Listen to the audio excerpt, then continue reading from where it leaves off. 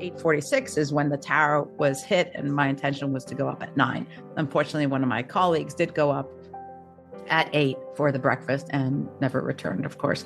And obviously a turning point in my life, very vulnerable moment where I just ran out my office door and there was no mistake in what had happened. We didn't know what caused it, but clearly it felt like the building almost came down. Everything fell off my desk. The door slammed, drawers flew open. We ran out the building, walked along the water on the West Side Highway, and people were yelling, stay close to the water in case you have to jump in. There was a moment when we realized it wasn't an accident. Even talking about it now, 20 some years later, of that moment, it wasn't an accident. And we all internalized that moment as somebody was trying to kill us. That moment is really an imprint, right? That's a moment of like, why would someone try to kill me? It's a deep emotional process, even when we think it's not there. And I think that's the part that's surprised me over the years when I think, oh, that thing happened on 9/11, 2001. So why did I still feel it on the 20th anniversary, 2021? What guided me? What energy, what consciousness, what awareness guided me out of that building? Did I really tell myself not to go up, or did something else, right? Did my unborn children tell me, get the hell out of the building right now? And perspective is everything. And now I look back and I know there is a greater plan for me. It's really it's almost mystical to think about. I can both remember how grave the exit was, and yet I can almost see it as just like floating out of the building because I was unscathed by it physically. So again, go back to that curiosity is like, how did that happen? How did I just leave? How did I leave and 3,000 people didn't? And it does bring a meaning to, and it brings a motivation and a meaning that my life was saved, spared. And so let's go, let's make it happen.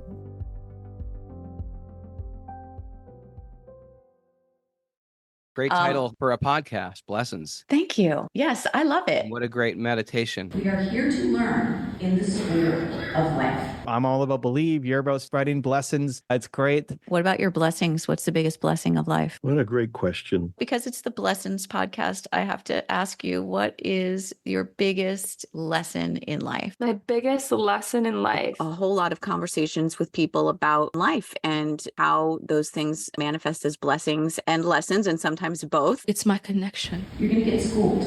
The journey is the journey. What you and me are searching for are the blessings in this life. Remember the reality of how sweet people are. Spread blessings around the world. You are the most remarkable energy. You make me pause, make me excited, make me think, and make me spontaneously come up with an answer. This is another one of those great moments in time in my life. Thank you for reaching out to ask if I would do the show. Welcome back to Blessings, my friends. My guest today is an Ivy League graduate who spent over 15 years on Wall Street in the exciting and high-powered financial world. She found great success there and built an enviable life, but as we know, money can't buy inner fulfillment. She had a higher calling to help leaders access their full potential by activating their consciousness and tapping into their true selves. It is true that we bring all of ourselves to work, and those in the C-suite are humans, just like the rest of us. And she is here to tell us through her own story how we can all recover and rise from setbacks, navigate the complex and turbulent waters of life, explore spirituality as inspiration, and elevate to be the leaders of our own lives with a strong sense of purpose and a mindset that allows us to optimize personally and professionally. She is the founder of Conductive Coaching Corporation, a best-selling author and executive coach. Welcome, Tanya Ezekiel, to the show. Thank you, Mitzi. That's so beautiful. It's so nice to be here. Thank you for having me. I'm really excited about our conversation. I know. I think we're going to help a whole lot of people today. That's the goal. One of the things that I see associated with you and your work over and over again is the word activate. I think of that word when I consider that something is inanimate or dormant, coming back to life. So what is it about that word that really excites you? And what does it mean to activate? I love it. What a great place to start, right at the top. It's interesting. I hadn't thought of it as dormant before, but it's that, right? Because dormant sounds like it's sleeping. And the reason I'm using activate is because it's already there. I think that's the most important perspective on that is everything you require, everything your soul knows and connects to and can create in this life is already accessible. And so what if all we need to do is activate it? And that's why I flipping a use switch. Like it's like you figure out how to turn it on. But I think that's what everybody's trying to do. How do I where's my switch? Where is my switch to turn it on in the first place? Sometimes we're chasing it though, right? Like we don't have, and so that's the difference between activate and running after it or chasing it, or I'm here and it's over there, whatever the it is. Whereas activate is it's right here. It's within me. The opportunities are me. I'm part of all of it. And what alignment do I need with the opportunity to activate it into a more conscious existence, a more real, if I can add air quotes to that, right? Yeah. Into this reality. I think that is the key words there are that it's already a part of you, that it comes from within you. And we have to figure out, we think of activation as something that's imposed from outside of us because everything that we activate, okay, I buy my child a toy. I have to put the batteries in there to activate it. And then I turn the switch on and that activates it. Or how do I activate my car? I have to put the key in and turn it on. Yes. Exactly. But for ourselves, how do we do that for ourselves? Like, how do you figure out what it is you need to turn on? Figure out. That's the word that just jumped, right? What do I need to figure out? What do I need to be? Right? Who do I need to be to allow something to come into my space, to activate what's already there and turn the light on? I do love the turning the light on thing because it is so simple. And what if it is that simple? Right? What if it is that simple? And there are times it happened to me this morning. Something came across, temptation to get in a funk about it, right? Made a different choice. I'm not saying I wasn't affected, but how long was I affected? How long did I stay in that dark place? How quickly did I reach for the light? I knew it had the potential for darkness. It could write off the day. And instead, I reached for the light. And I said, no, who do I need to connect with? What space do I need to get into? What walk, talk, meditation, movement do I need right now? Does my body require to not go there? Or if I go there interesting, I'm leaving. When you said turning on the light switch, I got a vision of going into the bathroom at Starbucks. You don't need to even touch a switch anymore. When you walk into the room, the light comes on automatically. Wow, yeah. We need to get to that place where so good. That's what's happening in our life. You don't need to flip the switch. You just walk into the room and the light comes on. Can you imagine having connecting to the knowing that you can do that, Mitzi, just by walking into a room? Yes. Imagine what your day would feel like, be like, what your day would express if you operated with the knowing that I just step into the room and the lights go on. Oh, I love that. I'm going to bring that with me everywhere I go from now on. When you walk into the bathroom at Starbucks, you do not have any doubt that the light is going to come. You know the light's going to come on. You trust, it's just going to come on. And you created it. Yeah. Just by walking walking into the room. I love it. I think I Imagine- just had an epiphany. I love that switch. Except the Starbucks bathroom, I'm like, I don't know. Sometimes you don't want to turn the light on in there, but That's beautiful. Okay, that's a good one because everyone can relate to that. Everyone's had that experience. Wow. I just want to imagine the world where everybody walks around feeling like that. Yeah. And that's actually what That's what activates the whole world, right? That's It's right. just our knowing that I walk into a room to have that kind of mojo, right? To say, you know what? All I have to do is put one foot in, boom, lights go on. Yep. Yep. Yeah, I think that's such a beautiful thing to be able to realize you actually have that power. And if you want to, everyone right now, go to Starbucks, walk into the bathroom and just feel that for a second. I know. I wish my office had the activated lights, automatically activated lights now. Oh my gosh. All right. Maybe we've got an idea for a product there. Yeah. No, So it's true. funny. But it's the awareness. It's the knowing. It's because you can walk into a room and the lights go on. You say, oh, that's just an automatic light switch. But it's bringing that knowing in and say, I have that ability just with my energy, just with my presence, just with my awareness to activate the light in this room. Yeah. And it's true, because if you don't walk into the room, if you don't see that and are not the observer of that, it's not going to come on.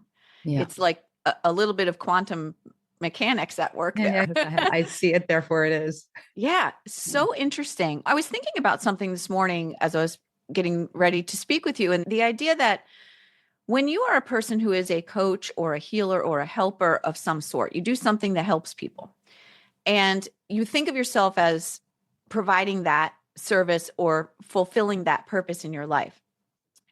In a way, that means that you are constantly working with people who feel they need help, and people who are maybe feeling like they're not enough or are not successful or needing something in some area of their life to develop further. What does that do to you in your role as a coach, to be knowing that the people who you surround yourself are very important to your own well-being, but that at the same time, when your role is to help people, you are constantly surrounding yourself with people who are not at that level of awareness yet? How does that play in your life, and how do you help yourself not get affected by that? It's like we just said, what do you have to, first of all, you have to see it into reality, right? So if I look at someone and say, oh, this person just needs my help, then I will see their neediness into reality, right? I will bring the energy of my superiority to their needs. And that's not where I want to. I might have to meet them there for a second. I don't want to stay there too long.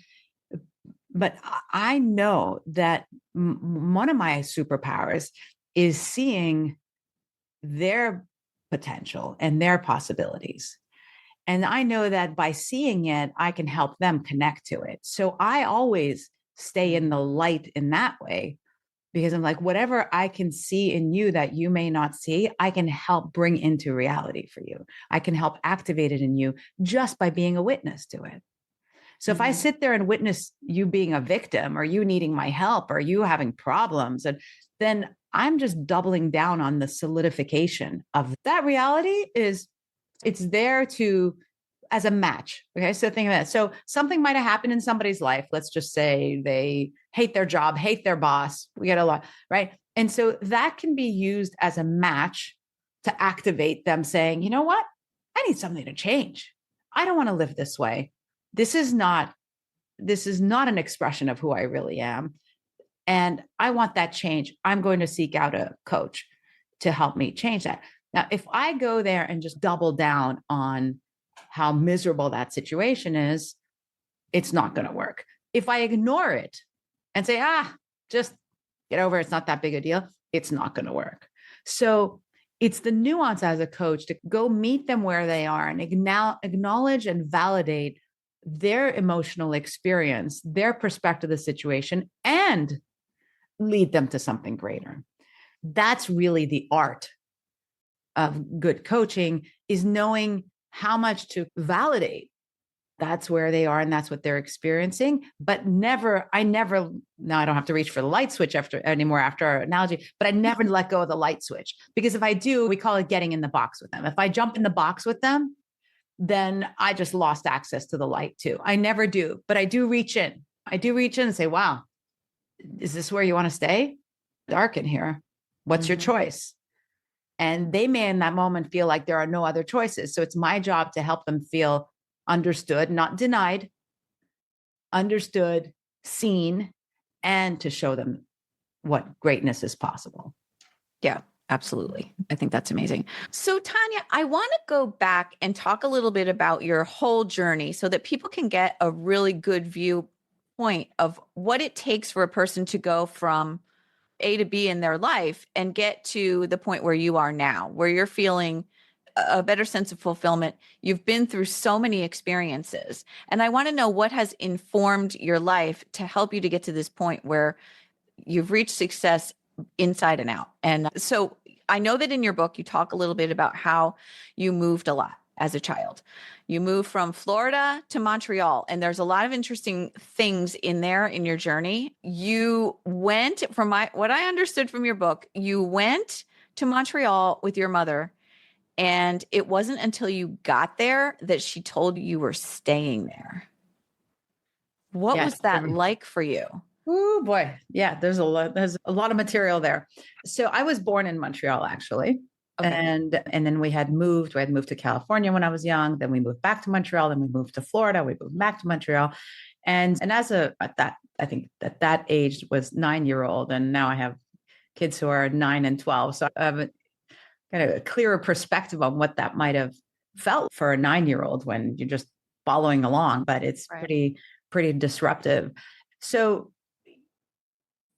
it's hard to share about that experience without the added information I have of being a parent. So I'll try to do it some justice, but it's interesting. It's unsettling for a child to move a lot, obviously. When I think back at how that contributed to the person I became, I have a very different perspective now, but that's what wisdom and maturity provide you. But also my spiritual study informs everything.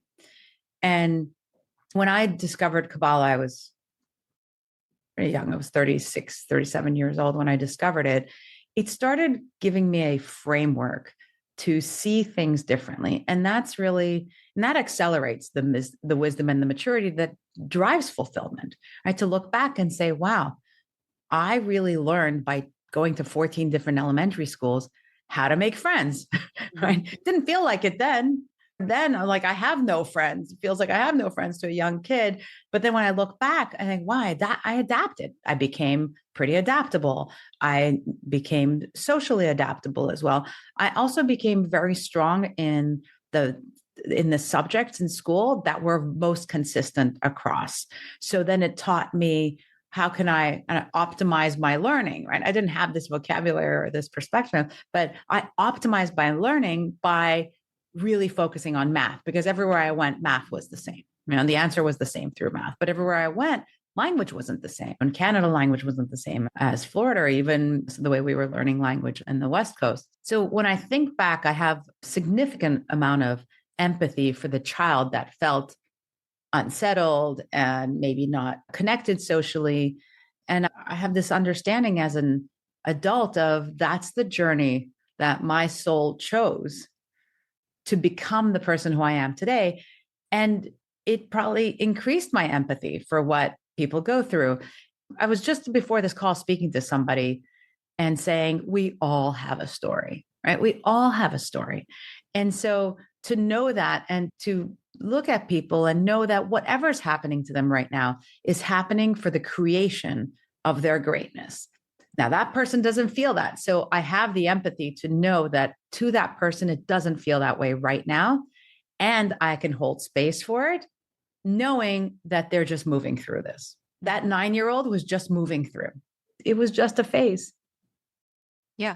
But at the time, you think this is my life. And it's the end of the world when you're 9 and you make a friend and then you have to leave the friend. Yeah. Yeah. That must have been really hard. Very hard. Yeah. Very. The interesting thing that you said was you latched on to the things that were consistent. Like that was your natural inclination, even as a child, and not having the ability to articulate that you were accessing, quote, tools. Yeah. You did that naturally, that you latched onto what was consistent. And for you, that was math. Very interesting. Yeah. How would you like to get the best text of your life? This is your sign that it's time to add something powerful to your morning routine that sets you up for success and reminds you that you are worthy and makes you unstoppable. It's a motivational text message from me, a real human. I am Mitzi Campbell, a mindset specialist, and I know that it is possible for you to live the life of your dreams. My morning motivational text messages help you up-level your mindset, your happiness, and your success. Sign up for a 2-week free trial at yourpositivemoment.com and change your life today. Join the movement so we can all thrive together. yourpositivemoment.com. So how can people learn to identify the things that can help them to navigate chaos like that, to navigate constant change in their lives? How can they identify what are those consistent things that I can latch onto, that I can carry with me? One thing, Mitzi, that you're contributing to this conversation in particular is this idea of witnessing and observing. So being the observer. So when I latched onto it, obviously it wasn't with the level of awareness that we have now, but it was probably accidental. And then I probably noticed that it worked to be really good at the multiplication tables as early as I possibly could. And that got me recognition or an acknowledgement from teachers, and teachers created safety, right? So naturally we're going to gravitate towards what creates safety. And so what we now see as, optimizing and being attracted to a skill I could double down on may have been a survival mechanism. So I think the most important thing, and I love that you're bringing that concept of witnessing and observing, is the most important thing, even right now, today, is observing. That what did I do, even in hindsight, right? What did I do to avoid going in that ditch this morning that was offered to me as a possibility? Yep. What did I do? Wow, how did that work? Which part of the 5 or 6 different things I tried worked best for me today? And including this conversation lights me up, right? I know that anytime that I'm co-creating with somebody like you, that I'm by noon today, I have a new day. My day starts anew. So it's just noticing is really important. So just to not put too much pressure on ourselves and just say, what am I noticing? What am I noticing? What did I notice about going to work out at 6:30 this morning instead of 8 o'clock because I had to squeeze it in today? What did I notice about how that felt? What did I notice about on the way I checked that the sun was coming up at 6:28 and I'm outdoors? How did that feel? I like to take it back to just noticing because it's so easy to do. And it's enough to kind of activate the witness. Yep. Yeah. And the interesting thing is, how do we protect ourselves when we are noticing from absorbing? So how do we become the observer and not be the absorber? Tell me more. When I learned, and it's just been recently, to take what I'm finding out about my life and what I'm observing as data, just information, almost mathematically, just saying, okay, this is what I'm finding out from watching this. Just because you're watching something doesn't mean that you have to absorb it or take it on. But when it's yourself and you're observing something about yourself, that's really difficult to create a boundary between noticing it and absorbing feelings, allowing yourself to, like you were talking about earlier with your situation that you could have gone into a ditch. Like, how do you protect yourself from going into an emotional spiral or a overthinking spiral when you're observing something about yourself or your life? Very good. Thank you for that. I'm going to write 2 words so I don't forget. Okay. So what I'm hearing from you when you say absorbing, it seems to me that between noticing and absorbing is drawing a conclusion. Once you draw a conclusion, you make it more solid and real, as opposed to staying curious about it, which is really hard to do. It's, oh, wow, that was an interesting trigger. I could go into a ditch. It's hard to do. But when we all have to rely on some tools, and I've learned a lot of tools along the way, And one of them is, how did I create this? How did I invite this into my life? That's where I can maintain curiosity, because it's a little more grounded curiosity, where it's like, interesting. Why is this happening now? But not why is this happening now? Why is this happening now? And you probably read about the eyebrows in my book. Like, why is this happening now? Why would my Monday start with that? And what do I do about it? So it's staying in the question as opposed to drawing the conclusions. Oh, this happened because of that. And then, and now I'm absorbing. The absorbing thing that I'm hearing from you sounds like I'm making it more real, as opposed to something I'm just witnessing. I'm observing that I got triggered. It had the potential to take me down. I have some choices to make. What choice can I make now? What will this choice create? Which is a question you and I were both on a call with Dr. Dane here. It's a question I've learned from him. What will this choice create? So if I choose to conclude that this is happening to me because someone's trying to hurt me, let's say, what does that perspective even create?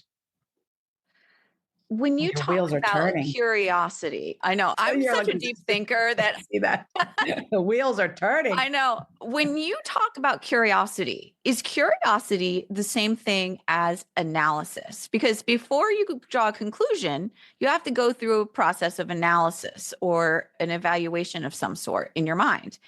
And how can you do that? Or maybe people are different. And because I happen to be a very sentient, empathic person.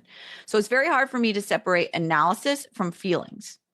And so I have to go through the observation phase without analysis at first. And so curiosity for me leads to analysis. What do you think about that? Very good. Absolutely. Because what you're describing is the thought, feeling, action cycle, right? So I observe something, I have a thought, right? You can argue maybe I had the feeling before that made me see it a certain way. And then that thought led me to double down on the feeling, right? If I wake up thinking nothing good happens on a Monday morning, that's a thought. And that thought comes from beliefs, right? We go further. And then something happens, I see it through that lens, which is then going to reinforce a feeling that I now amplify. And then I'm going to take an action that's consistent to all of that. Along the way, there's so many ways to interrupt those patterns. And when I say notice, it's helpful the way you're saying, like, I'm such a deep thinker. I analyze. Use the phrase figuring out, right? So when I hear all that stuff as a coach, I'm like, okay, so what happens when she stays up here in her process? And then you tell me you're a sentient empath. I'm like, okay, so she knows where her superpower is.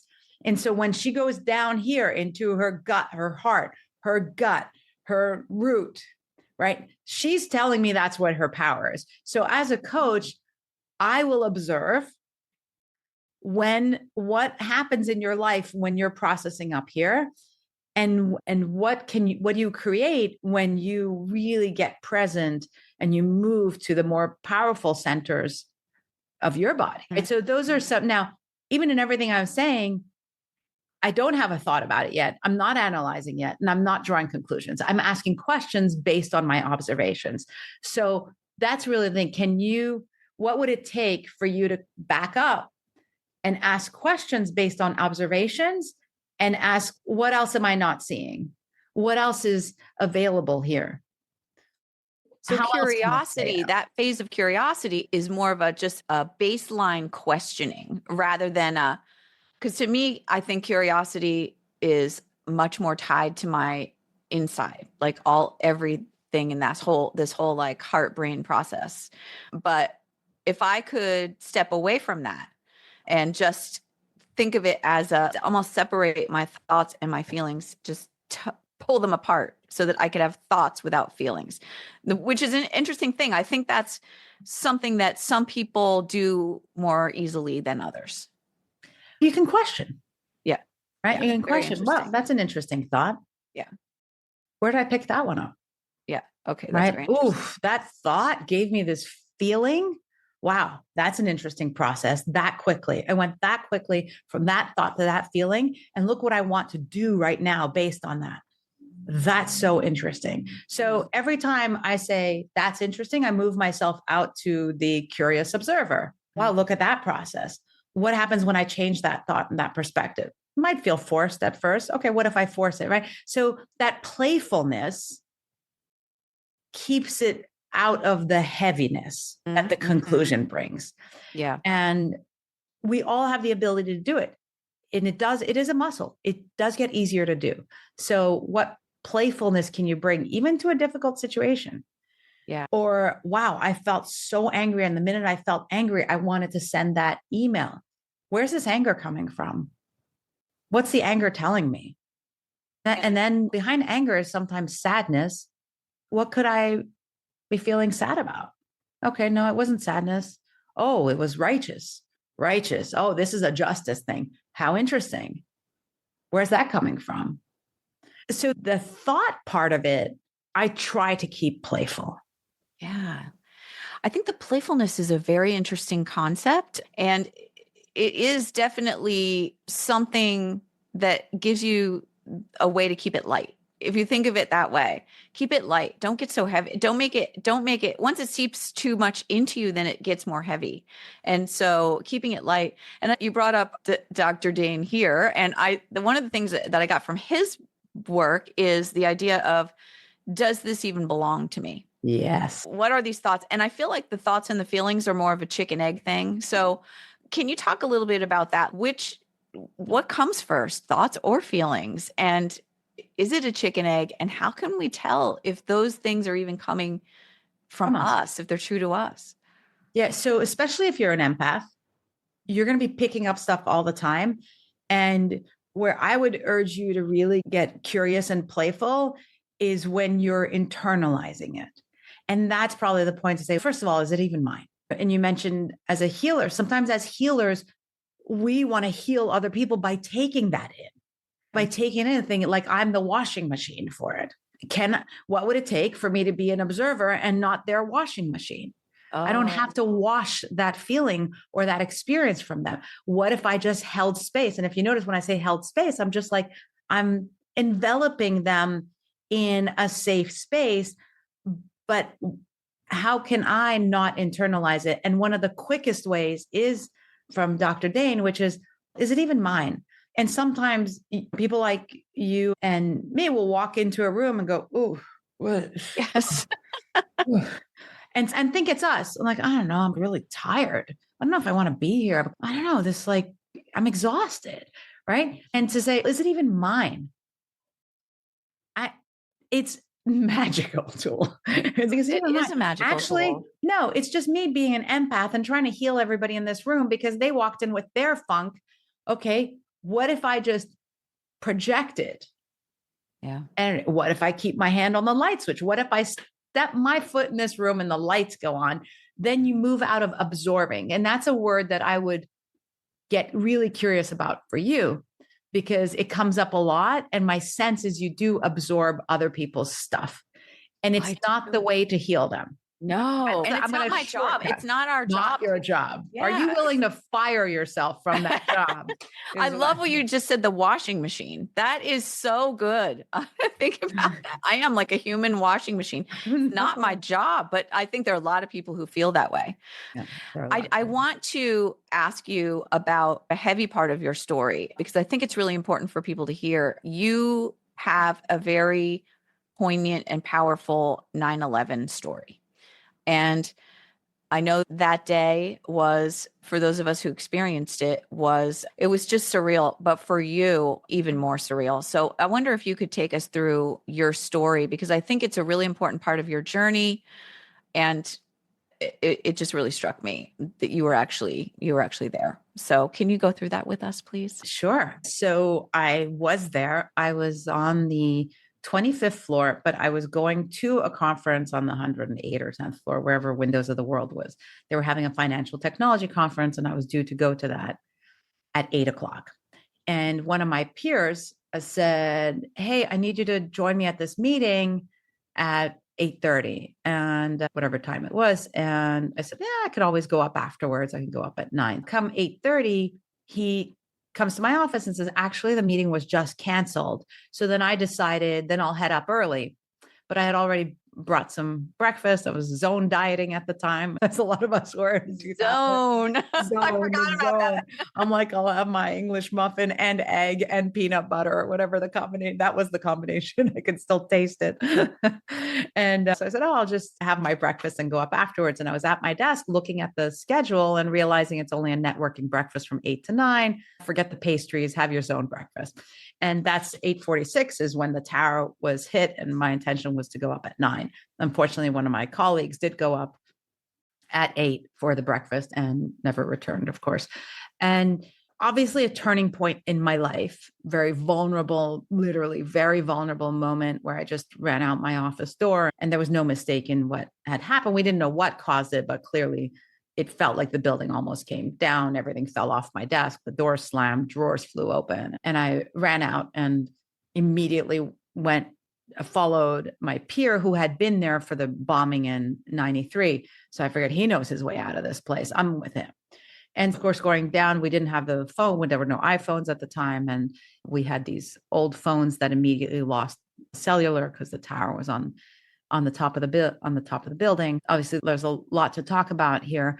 In that moment, I mean, talk about presence, right? Urgency brings that presence. In that moment, it was just get out of this building, right? Get out of this building, get as far away from it as possible. We ran out the building, walked along the water on the West Side Highway, and people were yelling, stay close to the water in case you have to jump in. Like it was that, because they were saying there's more happening. And of course, there was a moment when we realized it wasn't some transistor or whatever. It wasn't an accident. Exactly. And I think that's really the imprint of the event really came from that moment of it wasn't an accident. And everyone had their own experience, their own conclusions, but it's interesting, even talking about it now, 20 some years later, of that moment, it wasn't an accident. And we all internalize that moment as somebody was trying to kill us. Yeah. And that's a moment, unfortunately, a lot of people in the world do experience. Fortunately, I think more people never do. That moment is really an imprint, right? That's a moment of like, why would someone try to kill me? And all the things that happen after that. Now, again, like with everything else, there's a tremendous process that goes with it. The next day, week, months, years, it's a deep emotional process, even when we think it's not there. And I think that's the part that's surprised me over the years, when I think, oh, that thing happened on 9/11/2001. So why do I still feel it on the anniversary in 2011? Why did on the 10th anniversary, 2011, why did I still feel it on the 20th anniversary, 2021? I think that's what's really interesting, to the point that we look back at our lives and all these significant moments you're bringing up and say, how did that create who I am today? Why did I not, what guided me? What energy, what consciousness, what awareness guided me out of that building? What did I really tell myself not to go up, or did something else, right? Did my unborn children tell me, get the hell out of the building right now? And perspective is everything. And now I look back and think forget thinking, I know there was a greater plan for me. And I've been fortunate in many ways, and not always. None of us are nearly there yet to what we're capable of, what we're here for. But fortunately, I've been able to activate some of those possibilities and those reasons that I was kept away from that top floor, or kept away from the bottom floor. There were so many places I could have been that were life-threatening. And in hindsight, it's really it's almost mystical to think about. I can both remember how grave the exit was, and yet I can almost see it as just like floating out of the building, because I was unscathed by it physically. So again, go back to that curiosity, is like, how did that happen? How did I just leave? How did I leave and 3,000 people didn't? And it does bring a meaning and it brings a motivation and a meaning that my life was saved, spared. And so let's go. Let's make it happen. Let's be who we're here to be. Do you feel like you have a responsibility now to fulfill some sort of a greater destiny? Definitely. Yeah. Definitely. Yeah. And again, without the heaviness doesn't fulfill anything. The heaviness, the self-judgment, the I'm not doing enough, doesn't fulfill the journey. It's really, wow. Isn't that amazing? It is amazing. How can we see the magic? And for me, obviously it wasn't, and I don't know, there's probably tons of magic from survivors of children, surviving children. Like everyone had a story, and everyone in the building, not survived or not, everyone had a 9/11 story, and many other stories that unfortunately still people are still affected by today. So what can I create? Who can I be? How can I contribute? These are the daily questions. What can I create today? Who can I be for Mitzi and her audience today? What can I create? What can I co-create? Yeah. So it's that question of what else? What else? Show me. What else? And you say this in your book too, and I've heard this before, but it's the darkness is inevitable, but your relationship with it is a choice. Exactly. So we all have our dark place. And just like the ditch I avoided this morning, it's how often do I go there? How long do I stay? That's it. It's not that I'm never going to go and I'm never going to stay. No. How often do I go there? How long do I stay? Can I look back 5 years ago? I would say pre-pandemic, but it's not really. Even 5 years ago isn't pre-pandemic anymore. But 5 years and 2 months ago, can I look back at that and say, okay, compare who I was then versus to who I am today? How often do I go there? How long I stay? That's progress. That's light. Yeah. Dr. Joe Dispenza calls it the emotional refractory period. Exactly. Which I love. I feel like I have a million more questions for you. We could probably talk for days. We can do it again. We have to talk again. We'll have to have a coffee. That actually, they'll just come in the city. We'll have a 5-hour coffee. Dr. Joe says it well too. Because that's what it's that. If I connect those two concepts, it's the more often I go there, the longer I stay is when it becomes a personality. And it's such a brilliant way of saying how first it's a reaction, and then if you just keep feeding that reaction, it eventually becomes a personality. So it's but it's never too late to take a look at that and to observe that that's what your personality has become. And then you can work to make changes if that's what you desire. I love it. Okay. I have 2 final things that I ask every guest, and that is, what are your biggest blessings and lessons in life? Of course, most parents will say their biggest blessings are their children, and they absolutely are my biggest blessings. And not just that they are a blessing, but that I've been blessed with becoming their mother. And that's not something that just happens when they're born. It just keeps happening. And that's a daily blessing. And it's a daily urging to become more of who I really am. And in that way, they're an absolute gift. And the greatest lesson is there is no one lesson, but to keep learning. That's that, because everything I've learned has contributed to who I am today. So the greatest lesson is that everything I've learned was a contribution. So just keep learning. Just keep learning. So many of us I was actually talking with a friend of mine this morning about this. So many of us go through life thinking, here's my goal. I'm going to take steps to get to the goal, but not realizing the goal itself is a step to something else. Exactly. To always keep learning. Thank you, Tanya. Always keep learning. Thank you, Mitzi. This was conversation.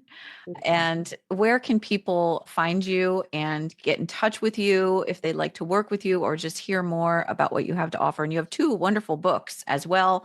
Can you tell us just the titles of those and where we can? Yeah, the books are where it's at. The first book is called Activate Your Opportunities. And it's really where I'm opening up not just my journey to becoming a coach, but really tons of case studies of senior executives I've worked with and how they've implemented the teachings and leveraged my journey to help them. And the second book is called Coaching Mastery, which I really open up all the secrets to being successful in the coaching business and in the coaching relationship. And both of those have to coexist to really make our impact on the world. And I'm everywhere on social.